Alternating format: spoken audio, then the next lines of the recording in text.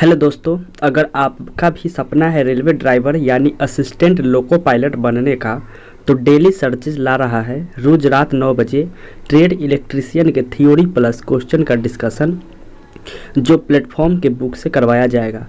जो DFCCIL, ALP, DRDO, ISRO, metro या विद्युत विभाग या जितने भी एग्ज़ाम्स होते हैं जिनमें ट्रेड से संबंधित प्रश्न पूछे जाते हैं, उनका डिस्कशन करने वाले हैं। और इसके साथ आपको इसका PDF जो है हमारे टेलीग्राम चैनल पर मिल जाएगी, जिसका लिंक वीडियो के डिस्क्रिप्शन में दिया हुआ है। तो चलिए चलते हैं एजुकेशन की दुनिया में।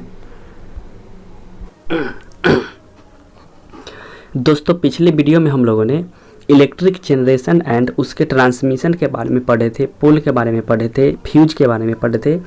आज से हम लोग जो स्टार्ट करेंगे, ये मुश्किल से 3 या 4 वीडियो चलेगी। सेल और बैटरी हम लोग आज से देखेंगे और सेल और बैटरी का थ्योरी करके फिर इसको हम ऑब्जेक्टिव की ओर चलेंगे। तो देखिए, सबसे पहले हम सेल एंड बैटरी चलते हैं। सेल क्या होती है? तो सेल क्या कहते हैं? तो सेल जो होती है एक स्थैतिक युक्ति है जो रासायनिक ऊर्जा को क्या करती है, विद्युत ऊर्जा में परिवर्तित करती है। सेल जो होती है वो एक स्थैतिक युक्ति है जो रासायनिक ऊर्जा को विद्युत ऊर्जा में परिवर्तित करती है। और सर्किट में इसे कैसे दर्शाया जाता है? तो सेल को जो दर्शाया जाता है कुछ इस तरह से दर्शाया जाता है सेल को सर्किट में, ये जो आप देख रहे हैं। और सेलों को समूह को ही हम बैटरी कहते हैं। तो सेल जो होती है वो 2 प्रकार की सेल होती है। एक होती है प्राथमिक सेल यानी प्राइमरी सेल होती है, और एक होती है सेकेंडरी सेल यानी द्वितीयक सेल होती है। तो हम पहले प्राइमरी सेल के बारे में पढ़ लेते हैं। तो जिन सेलों में रसायनों के रासायनिक क्रिया के फलस्वरूप विद्युत वाहक बल विकसित होता है उन्हें प्राथमिक सेल कहते हैं।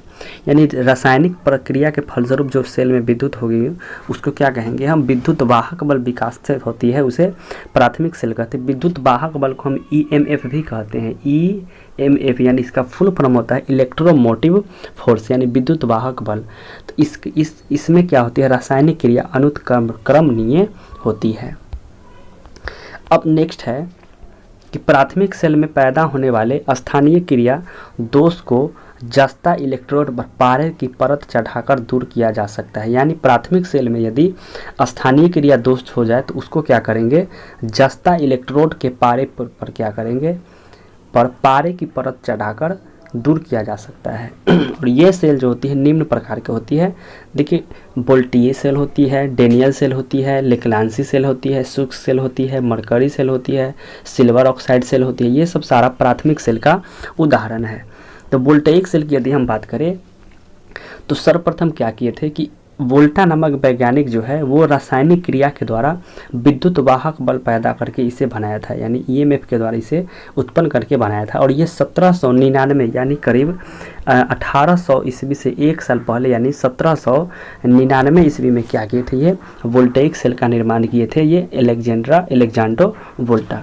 इसमें क्या होते हैं? इलेक्ट्रोलाइट। इलेक्ट्रोलाइट का मतलब क्या होता है कि जो बैटरी जो रहती है, सेल जो रहती है, उसमें हम जो आपका जो रासायनिक क्रिया जो होती है, जैसे मान लीजिए पानी है या जो भी चीज़, यदि हम किसी बैटरी को या तोड़ते हैं तो जो उसमें से निकलती है कुछ इस तरह से मिलावट, वो उसको इलेक्ट्रोलाइट कहते हैं।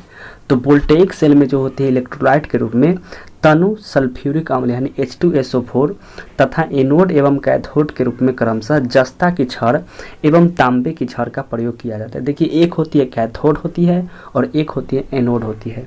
तो कैथोड जो होती है वो कैथोड प्लस में होती है यानी पॉजिटिव होती है, और एनोड जो होती है वो निगेटिव होती है। और हमेशा एनोड के रूप में क्या करेगी? जिंक या जस्ता की छड़ का यूज किया जाता है, जबकि कैथोड के रूप में क्या करते हैं? कार्बन या कॉपर के यानी कार्बन और तांबा के छड़ का प्रयोग करते हैं। तो यहाँ पे लिखा हुआ है एनोड एवं कैथोड के रूप में क्रमशः, यानी एनोड के लिए जस्ता की छड़ और कैथोड के रूप में तांबे की छड़ और कार्बन का छड़ का भी प्रयोग किया जाता है। और इसकी जो विद्युत वाहक बल होती है यानी इलेक्ट्रोमोटिव फोर्स जो होती है, EMF जो होती है, तो वोल्टेइक सेल की EMF कितना होती है? 1.08 वोल्ट होती है। दोस्तों इसी तरह से हम इलेक्ट्रोलाइट की यदि बात कर ले तो वोल्टेइक सेल का इलेक्ट्रोलाइट तनु H2SO4 होती है। डेनियल सेल का इलेक्ट्रोलाइट कॉपर सल्फेट होती है यानी CuSO4 होती है। लेक्लांची सेल की जो इलेक्ट्रोलाइट के रूप में अमोनियम क्लोराइड का प्रयोग करते हैं और ड्राई सेल में अमोनियम क्लोराइड, जिंक क्लोराइड और प्लास्टर ऑफ पेरिस की लुगदी का प्रयोग करते हैं इलेक्ट्रोलाइट के रूप में। मरकरी सेल में इलेक्ट्रोलाइट के रूप में पोटेशियम हाइड्रोक्साइड की लुगदी जिंक ऑक्साइड के साथ करते हैं। तो अब जो हम देख लेते हैं इसकी ईएमएफ, यही आपका ये वोल्टेइक सेल है। अब जो हम लोग को पढ़ना है वो डेनियल सेल के बारे में पढ़ना है। तो डेनियल सेल क्या होती है, तो कैथोड के रूप में तांबे की बेलनाकार पात्र होती है और पॉजिटिव होती है, और बर्तन के ऊपर क्या होती है, तांबे का छिद्रयुक्त छज्जा बना होता है जिसमें कॉपर सल्फेट एवं ठोस रवे भरे जाते हैं। इसमें इलेक्ट्रोलाइट के रूप में किसका प्रयोग करते हैं, तो डेनियल सेल के इलेक्ट्रोलाइट के रूप में कॉपर सल्फेट का प्रयोग करते हैं। और इसकी जो वोल्ट होते हैं 1.1 वोल्ट की इसकी होती है डेनियल सेल की। उसके बाद हम लोग को देखना है, उसके बाद है एक लंबे बेलनाकार संरद्र पात्र में क्या होती है, पोरस पोर्ट में तनु H2SO4 भरा जाता है और उसके बीच क्या होती है, एक जस्ते की छड़ होती है जो हमेशा एनोड के कार्य करती है, यानी निगेटिव एनोड यानी निगेटिव हो जाएगी, और कैथोड प्लस, और एनोड के रूप में हमेशा जस्ते की छड़ और कैथोड के रूप में कॉपर और कार्बन का छड़। डेनियल सेल का जो ईएमएफ होता है यानी विद्युत वाहक बल 1.1 वोल्ट होती है, जो क्या होती है, स्थिर होती है, और इसका आंतरिक प्रतिरोध 2 से 6 ओम होती है। प्रतिरोध के ऐसा मात्रक ओम होती है, तो इसकी आंतरिक प्रतिरोध कितनी होती है, 2 से 6 ओम होती है डेनियल सेल की। उसके बाद है लेक्लांची सेल पढ़ना है। तो ये क्या होती है, तो इसमें इलेक्ट्रोलाइट के रूप में अमोनियम क्लोराइड यानी NH4Cl का घोल होता है, किसमें, लेक्लांची सेल में, और इसमें कार्बन की छड़ कैथोड का कार्य करती है तथा इलेक्ट्रोलाइट में डुबाई जस्ते की छड़ क्या करती है, वो एनोड का कार्य करती है। इसमें एक विध्रुवक होती है, वो विध्रुवक के रूप में क्या करते हैं, मैग्नीज डाइऑक्साइड यानी MnO2 का प्रयोग किया जाता है विध्रुवक के रूप में। तो लेक्लांची सेल में विध्रुवक के रूप में किसका प्रयोग करेंगे, तो मैग्नीज डाइऑक्साइड का प्रयोग करेंगे, और यही आपका होगा आपका लेक्लांची सेल, और मैग्नीज डाइऑक्साइड जो यही विध्रुवक का काम करती है। नेक्स्ट है लेक्लांची सेल का जो ईएमएफ होता है वो 1.46 वोल्ट होती है, और इसकी आंतरिक प्रतिरोध 1 से 5 ओम होती है। डेनियल सेल की आंतरिक प्रतिरोध 2 से 6 ओम थी, जबकि लेक्लांची सेल का जो आंतरिक प्रतिरोध होता है वो 1 से 5 ओम तक होती है। वोल्टेइक अथवा लेक्लांची सेल में पॉजिटिव इलेक्ट्रोड के चारों ओर हाइड्रोजन आयंस का एकत्र होना क्या कहलाती है, ध्रुव छादन कहलाती है। यानी दोनों सेल, वोल्टेइक सेल हो या लेक्लांची सेल हो, इसमें पॉजिटिव इलेक्ट्रोडों के चारों ओर, यानी पॉजिटिव इलेक्ट्रोड की बात करें तो आपको कैथोड की चारों ओर क्या करती है, हाइड्रोजन आयंस का एकत्र होना ही क्या कहलाती है, तो ध्रुवाच्छादन कहलाती है। अब है ड्राई सेल यानी शुष्क सेल। तो शुष्क सेल क्या होती है, लेक्लांची सेल का ही क्या होती है, वो एक संशोधित रूप है। इसमें जस्ते का एक बेलनाकार पात्र जो एनोड का कार्य करती है, और पात्र के ठीक मध्य में क्या करते हैं कि कार्बन की छड़ स्थापित की जाती है जो कैथोड का कार्य करती है। यहाँ तक तो ठीक है। उसके बाद इसमें क्या होती है, ammonium chloride NH4Cl, zinc chloride ZnCl2 तथा प्लास्टर ऑफ पेरिस की लुगदी इलेक्ट्रोलाइट के रूप में क्या आती है, भरी जाती है। तो ड्राई सेल में जो इलेक्ट्रोलाइट के रूप में क्या क्या चीज़ हुआ, अमोनियम क्लोराइड, जिंक क्लोराइड और प्लास्टर ऑफ पेरिस की लुगदी। इसकी विद्युत वाहक बल ड्राई सेल की 1.4 से 1.5 वोल्ट तक होती है। शुष्क सेल यानी ड्राई सेल की बात करें तो शुष्क सेल का उपयोग कहाँ होगा, तो टॉर्च में होगा, टॉर्च, दीवार घड़ी, विद्युत घंटी इत्यादि में किसका, तो ये शुष्क सेल का प्रयोग करते हैं। हालांकि विद्युत घंटी, टेलीफोन में हम लोग लेक्लांची सेल का भी प्रयोग करते हैं, क्योंकि वो जो होती है वो रुक रुक करके बिजली उत्पन्न करती है और उसके कारण रिंग बजती है। उसके बाद ये ड्राई सेल में मैग्नीज डाइऑक्साइड जो होती है मुख्य रूप से विध्रुवक का कार्य करती है।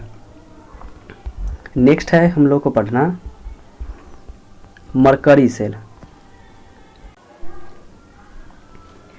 मरकरी सेल क्या होती है, तो मरकरी सेल जो होती है वो एक स्टेनलेस स्टील का एक बेलनाकार पात्र होती है जिसकी तली में मर्क्यूरिक ऑक्साइड की चूर्ण भरी रहती है जो विध्रुवक एवं कैथोड की भांति कार्य करती है। यानी इसमें जो होती है वो मर्क्यूरिक ऑक्साइड की चूर्ण भरी रहती है, इसलिए इसको मरकरी सेल कहा गया। इसमें पोटेशियम हाइड्रोक्साइड की लुगदी एवं जिंक ऑक्साइड की लुगदी क्या होती है, वो इलेक्ट्रोलाइट के स्वरूप में प्रयोग करते हैं। इलेक्ट्रोलाइट परत के ऊपर क्या करते हैं, शुद्ध जस्ता चूर्ण का एनोड बनाया जाता है। इस सेल का ईएमएफ की यदि बात करें तो 1.35 से 1.4 वोल्ट तक होती है। इसका व्यास की यदि बात करें तो 4 mm व्यास तथा ऊंचाई 2.5 mm तक की होती है। इसको हम लोग बटन सेल भी कहते हैं, क्योंकि ये बटन जैसा रहती है इसीलिए बटन सेल कहते हैं।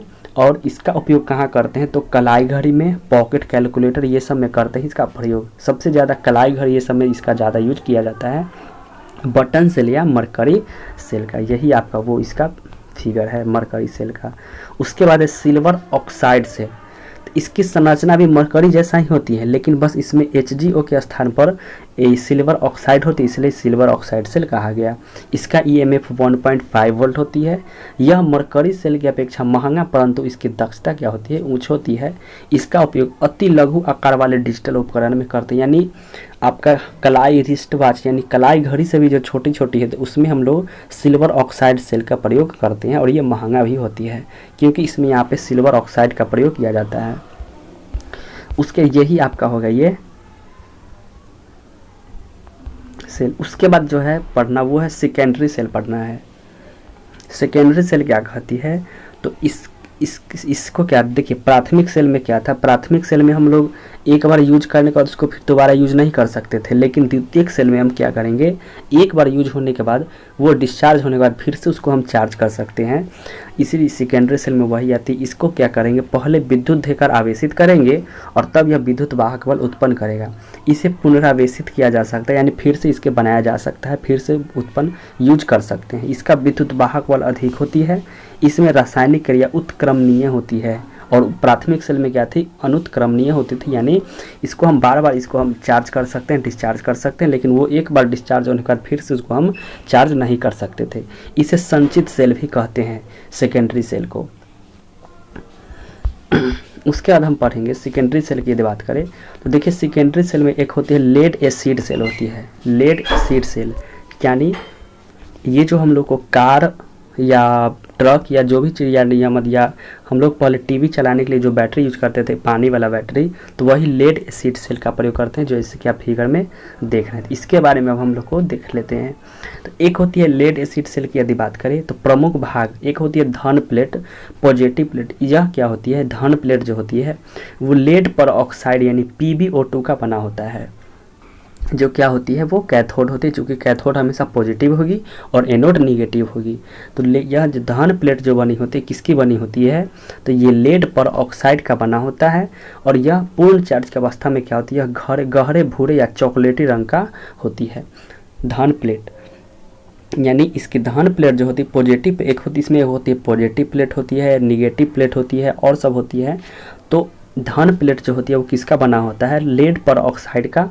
और यह पूर्ण चार्ज की अवस्था में गहरे भूरे यानी चॉकलेटी रंग का होता है। नेक्स्ट है ऋण प्लेट। तो ऋण प्लेट जो बना होता है वो स्पंज शीशा यानी PB का बना होता है और पूर्ण चार्ज की अवस्था में यह स्लेटी रंग का होता है। तो धन प्लेट जो बना होता है वो लेड पर ऑक्साइड का बना होता है और ऋण प्लेट शीशा का बना होता है, स्पंजी शीशा का। और धन प्लेट जो होती है चार्ज की स्थिति में भूरे चॉकलेटी रंग की होती है, जबकि ऋण प्लेट जो होती है वो चार्ज रंग में स्लेटी यानी ग्रे रंग की होती है। अब है वैद्युत अपघट यानी इलेक्ट्रोलाइट। तो लेड एसिड सेल में इलेक्ट्रोलाइट के रूप में हम लोग तनु H2SO4 यानी सल्फ्यूरिक अम्ल का प्रयोग करते हैं। इसमें जल और अम्ल का जो अनुपात होता है वो 3:1 होती है, यानी 3:1, यानी 3 भाग यदि हम जल रखेंगे तो उसमें 1 भाग हम लोग को अम्ल रखेंगे। उसमें भी पहले जल रखने के बाद हम उसमें अम्ल रखेंगे।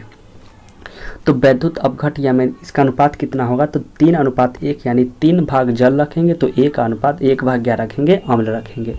इलेक्ट्रोलाइट की अवस्था को अपेक्षिक घनत्व के रूप में व्यक्त किया जाता है। तो इलेक्ट्रोलाइट को जो अपेक्षा हमको किसमें, तो इलेक्ट्रोलाइट की अवस्था को अपेक्षिक घनत्व के रूप में व्यक्त किया जाता है और अपेक्षिक घनत्व को हम लोग हाइड्रोमीटर से मापा जाता है। अब है बैटरी के पूर्ण चार्ज होने पर इलेक्ट्रोलाइट की स्पेसिफिक ग्रेविटी जो कितनी हो जाती है, वो 1.285 हो जाती है। सर यहाँ पे 1.25 ना होकर के सोचे 1285 हो जाएगी या 1280 से 1300 के बीच हो जाती है। तो ये स्पेसिफिक जो ग्रेविटी होती है वो पूर्ण चार्ज होने पर कितनी हो जाती है, 1285 यानी 1280 से 1300 के बीच होती है। चार्ज लेड एसिड बैटरी का इलेक्ट्रोलाइट क्या होती है, गाढ़ा होती है। यानी जब भी जब बैटरी चार्ज रहती है तो उसका इलेक्ट्रोलाइट जो रहती है वो तनु H2SO4 का वो क्या रहती है, गाढ़ा रहती है। इलेक्ट्रोलाइट का आपेक्षिक घनत्व यदि 1.285 से अधिक हो जाए तो प्लेट के ग्रिड पर क्या होती है, जंग लगने से इसकी क्षमता क्या हो जाएगी, कम जाएगी और उसका बैटरी का कार्यकाल क्या हो जाती है, कम हो जाती है। तो किससे अधिक नहीं होनी चाहिए, 1.258 से अधिक नहीं होनी चाहिए। उसके बाद इलेक्ट्रोलाइट में ही धन और ऋण प्लेटों को डुबा कर रखा जाता है तथा इलेक्ट्रोलाइट का प्लेट लेवल प्लेट क्या होती है, वो तल से 10 से 20 mm के ऊपर तक रखा जाता है। यानी इलेक्ट्रोलाइट का लेवल जो होती है प्लेट के तल से कितना, तो 10 से 20 mm ऊपर तक रखा जाता है इलेक्ट्रोलाइट से। अगर इलेक्ट्रोलाइट का स्तर प्लेट से नीचे हो जाए तो उनकी क्षमता क्या हो जाती है, कम जाती है। इलेक्ट्रोलाइट जो होती है वो विद्युत का सुचालक होती है। उसके बाद है स्टोरेज बैटरी का ईएमएफ जो होती है इलेक्ट्रोलाइट के प्रकार पर भी निर्भर करता है तथा प्लेट के क्षेत्रफल पर भी निर्भर करता है। यानी स्टोरेज बैटरी का जो इलेक्ट्रोमोटिव फोर्स होगी वो इलेक्ट्रोलाइट के निर्भर करेगी, इलेक्ट्रोलाइट का प्रकार कैसा है, और उस प्लेट का क्षेत्रफल पर भी निर्भर करेगी जो धन प्लेट और ऋण प्लेट है उस पर। उसके बाद एक है कंटेनर। कंटेनर क्या होती है, वो जो बाहर से आपको जो ब्लैक या वाइट कलर का जो दिखता है वही कंटेनर कहलाती है। और वो कंटेनर की यदि हम बात करें तो कंटेनर क्या होती है, यह हार्ड ग्लास या हार्ड रबर का बना होता है ताकि अम्लों में से अभिक्रिया न करे।